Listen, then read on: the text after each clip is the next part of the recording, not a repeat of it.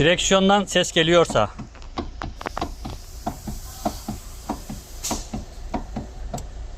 direksiyondan bu şekilde ses geliyorsa araç Kia Soul Kia gruplarında Kaplin denen bir parça var. O parçadan dolayı bu sesi yapma ihtimali çok yüksek. Çok maliyetli bir parça değil. Değişimi de şu altta ESP motoru var. Onun için o sökülüyor, onun içinden değişiyor. O değiştiği zaman normale dönüyor. Şu an bu şekilde küt küt vuruyor.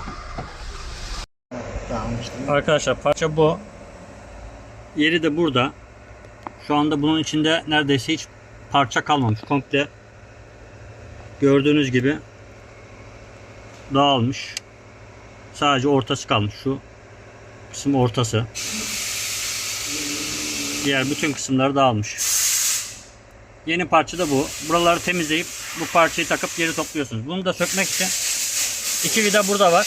Bir tane de şuradan böyle bir saplama var alt kısmında. Şuradan söküyorsunuz. Bu saplamayı söküp bu ikisini vidayı söktüğünüz zaman bu aşağı iniyor zaten. Soketlerini falan ayırdıktan sonra bunun da 3 tane vidası var. Şurada 3 tane vidası var. Vidayı söküp içinden bunu değiştirebilirsiniz.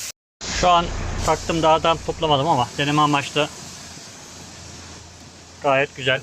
Ses soluk yok.